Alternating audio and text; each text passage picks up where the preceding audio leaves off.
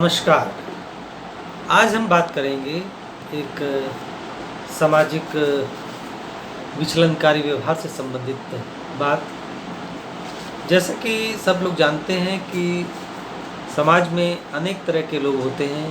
कुछ अच्छे लोग होते हैं, कुछ बुरे लोग होते हैं। समाज अच्छे लोग की हमेशा तारीफ करता है, जबकि बुरे लोगों की हमेशा बुराई करता है। हो सकता है कभी कभी उनके मुंह पे उनकी बड़ाई करता हो, लेकिन जब वो चले जाते हैं तो उनकी बुराई उनके साथ चली तो जाती है, लेकिन बुराइयां कभी ख़त्म नहीं होती। ऐसा ही एक बुरा आदमी, बुरा व्यक्ति, समाज का अपराधी, कानून का अपराधी, भारत के उत्तर प्रदेश के कानपुर शहर का रहने वाला था, जिसका नाम था विकास दुबे। ये एक ऐसा अपराधी था जो पिछले 30-40 सालों से लगातार अपराध की दुनिया में कदम रखे हुए था। अब बात आती है अपराध करने की शुरुआत कहाँ से होती है। अगर देखा जाए तो अपराध छोटी एज में अगर हम उसको समर्थन देते रहते हैं, ये समर्थन परिवार के लोग दे सकते हैं, परिवार के समस्त लोग दे सकते हैं, आस पड़ोस के लोग दे सकते हैं। अगर शुरू में उसको न रोका जाए और समर्थन दिया जाए लगातार, तो धीरे धीरे छोटे अपराधी से बड़ा अपराधी और बड़ा अपराधी, दुर्दांत अपराधी बन जाता है। इन्हीं में से कुछ लोग आतंकवादी भी बन जाते हैं। विकास दुबे एक ऐसा ही दुर्दांत अपराधी था जिसने अपने इलाके के अनेक लोगों को प्रताड़ित किया था, उनको परेशान किया था, उनकी ज़मीनें हड़प ली थी, और इसी के विरोध में कई लोगों ने आवाज़ भी उठाई, लेकिन उनको उसने मरवा दिया। वो एक ऐसा अपराधी था कि जिसने पुलिस को भी धमकाया, पुलिस को भी मारा, और अभी हाल में उसको पकड़ने के लिए पुलिस गई तो कई पुलिस वालों को उसने मार दिया, कई पुलिस ऑफिसर्स को मार दिया। हालांकि इन सब अपराध के पीछे केवल पुलिस ही नहीं है। पुलिस तो रोकने का प्रयास करती है, लेकिन कुछ पुलिस वाले, कुछ राजनीतिक दल के लोग उसको बढ़ावा देते हैं। वरना कोई अपराध करने से पहले 10 बार सोचेगा, लेकिन जब उसके पास ऐसी शक्तियाँ होती हैं, ऐसा सहारा होता है जिसके कारण वो अपराध की दुनिया में आगे बढ़ता है, तो वो तेज़ी से आगे बढ़ने लगता है। कुछ विकास दुबे के साथ भी ऐसा ही हुआ। हालांकि अब वर्तमान में उसको पुलिस ने मार दिया है, बहुत अच्छा किया, और समाज के लिए ऐसे अपराधियों को मार देना चाहिए।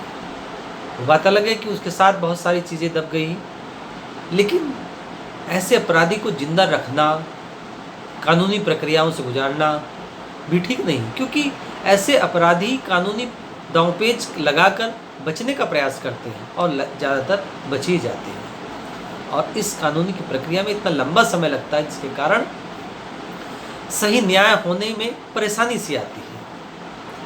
तो ऐसा ही विकास दुबे के साथ हुआ।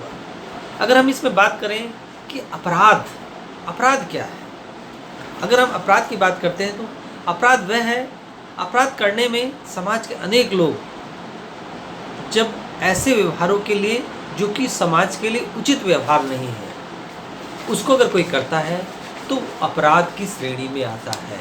विशेष रूप से अपराध उसको कहेंगे जो समाज के लोगों के तो विपरीत हुई, समाजी नियमों के तो विपरीत हुई, साथ में कानूनी रूप से भी वो नियमों के अवहेलना करने वाला हो, तो अपराध की श्रेणी में आता है। अगर हम पॉल टेपर का दृष्टिकोण प्रस्तुत करते हैं, इरादतन किया गया कार्य या आपराधिक कानून का उल्लंघन या अवहेलना जो कि बिना किसी औचित्य या बचाव के किया गया हो और राज्य द्वारा गंभीर अपराध या साधारण अपराध के रूप में दंड के लिए अनुमन्य हो। मतलब वही बात है, जो कानूनी रूप से गलत है, अगर कोई उस व्यवहार को करता है तो वो अपराधी कहलाता है। वो चाहे साधारण अपराधी हो या बड़ा अपराधी हो, लेकिन अपराध तो अपराध है। दूसरी तरफ हेल जेरोन ने भी अपराध को परिभाषित किया है, कानून द्वारा निषिद्ध और जानबूझकर किया गया कार्य जिसके लिए कानून में दंड का प्रावधान है अपराध कहलाता है। अर्थात जिस व्यवहार के लिए, जिस क्रिया के लिए दंड का विधान है, अगर कोई इसको करता है तो वो अपराध की श्रेणी में आता है। इस तरह से विकास दुबे ने भी ऐसे ही काम किए। उसने लोगों की जमीन हड़पी, लोगों को प्रताड़ित किया, लोगों को परेशान किया, उनको मरवा दिया। तो ऐसे कार्य अपराध की श्रेणी में आते हैं। थॉर्स्टेन सेलिन ने भी कहा है, मानदंडी समूह के व्यवहार संबंधी मानदंडों का उल्लंघन अपराध है। मतलब जो मानदंड है, जो निश्चित मानदंड है, जो समाज द्वारा स्थापित किए गए हैं, कानून द्वारा स्थापित किए गए हैं, वो समूह के व्यवहार संबंधी जो मानदंड है, उनका अगर कोई उल्लंघन करता है, उनको नहीं मानता है, उनका विरोध करता है, तो वो अपराध की श्रेणी में आते हैं। कानून को समझाते हुए आगे, या कहा जाए अपराध को समझाते हुए, तो बातें होगी। अब बात आती है अपराधी क्या है। कानूनी दृष्टिकोण से देश का कानून का उल्लंघन करने के लिए न्यायालय द्वारा सिद्ध दोषी व दंडित व्यक्ति ही अपराधी होता है। जब हम अपराधी कहते हैं तो हम उसको अपराधी नहीं कहते जिसको पुलिस पकड़ लेती है, जिसका पुलिस रिपोर्ट लिख लेती है, उसको अपराधी नहीं। वास्तव में पुलिस के बाद वो जब न्यायालय द्वारा दंडित किया जाता है, उसको हम अपराधी कहते हैं। यानी ऐसी स्थिति में अगर कोई व्यक्ति को पुलिस पकड़ भी ले, लेकिन न्यायालय से वो छूट जाए, तो वो अपराधी नहीं हुआ। और इसी का फायदा विकास दुबे उठाता रहा है। विकास दुबे ने कई बार ऐसा किया कि लोगों को मारा, लेकिन गवाहों के अभाव में वो हमेशा बचता रहा। उसने अनेक वारदातें की, लेकिन उसका कोई गवाह नहीं था, जिसके कारण वो लगातार बचता रहा। मर्टन ने इस बात को समझाते हुए, अपराध के दृष्टिकोण को, विचलनकारी व्यवहारों को समझाते हुए जिक्र किया है। मर्टन का कहना था कि इस व्यवहार को समझने के लिए, इस तरह के व्यवहारों को समझने के लिए मर्टन कहता है कि हर संस्कृति में जीवन के लक्ष्यों को महत्व दिया जाता है। मतलब जीवन में कुछ लक्ष्य होते हैं, उन लक्ष्यों को प्राप्त करने के लिए महत्व दिया जाता है। आधुनिक समाजों में भी सफलता के लक्ष्यों पर बल दिया जाता है। यानी कहा जाता है कि व्यक्ति को अपने लक्ष्य को प्राप्त करने का प्रयास करना चाहिए। लक्ष्य को प्राप्त करने का लेकिन हर तरीका अच्छा नहीं होता। मतलब लक्ष्य तो होते हैं, लक्ष्य प्रत्येक व्यक्ति के लक्ष्य होते हैं, अर्थात समाज के अनुरूप होने चाहिए। लेकिन लक्ष्य को प्राप्त करने का तरीका, कुछ तरीके अच्छे होते हैं, कुछ तरीके बुरे होते हैं। ऐसे ही कभी कभी व्यक्ति उन बुरे तरीकों को अपनाने लगता है। इसको प्राप्त करने के संस्थागत तरीके ही समाज में स्वीकार है, जो समाज ने स्थापित किए हैं, संस्थागत तरीके। अर्थात उचित लक्ष्यों को उचित साधनों से प्राप्त करना ही सही है।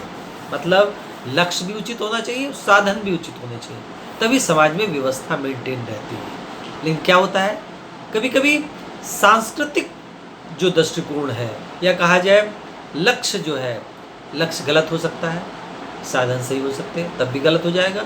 लेकिन कभी कभी लक्ष्य सही होता है, साधन गलत होते हैं, वो बात हो सकती है। लक्ष्य उल्टा हो सकता है, मतलब दोनों चीज़ें हो सकती हैं।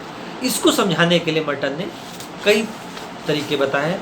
उनका कहना था कि समाज में व्यक्ति के पास सांस्कृतिक लक्ष्य होते हैं और संस्थागत साधन होते हैं। इसको उसने कई आधार पर समझाया, जैसे समंजनकारी,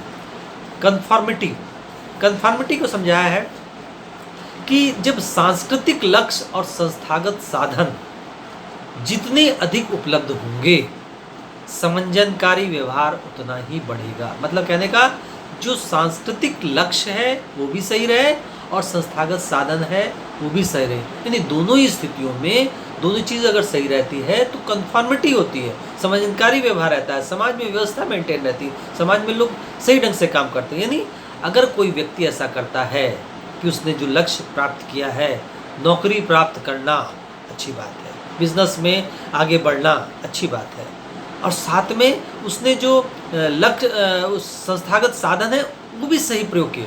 दिन रात उसने पढ़ाई की और दिन रात पढ़ाई करके उसने अपने उस लक्ष्य को प्राप्त कर लिया, तो ये समंजनकारी दृष्टिकोण है। इससे विचलित व्यवहार की संभावना नहीं रहेगी। लेकिन व्यवहार अच्छा तभी रहेगा जब दोनों चीज़ इक्वल हो, दोनों चीज़ सही हो।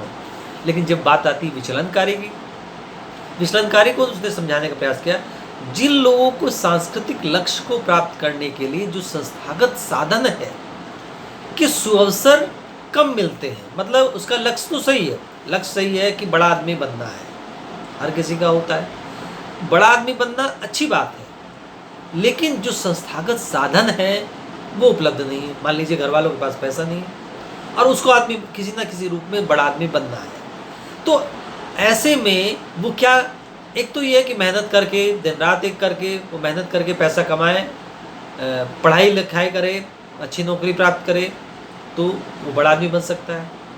लेकिन कई बार ऐसा होता है कि वो पढ़ाई लिखाई नहीं करना चाहिए, उसके पास जो संस्थागत साधन है उसको राय देने वाले लोग जो है ना वो गलत हो जाते हैं। जैसे विकास दुबे के साथ, मतलब उसके जो घर वाले थे, उसके जो सपोर्टर्स थे, जो आसपास के लोग थे, उन्होंने वो जो उनको उसको मोटिवेट किया, उसको जो सहारा दिया, तो जो उसके संस्थागत साधन थे वो गलत हो गए, जिसके कारण ऐसा होता है कि ऐसा तभी संभव है जब व्यक्तिगत सफलता की बात आ जाती है, व्यक्तिगत सफलता को ज़्यादा महत्व जाता है, यानी उसको आगे बढ़ाना होता है।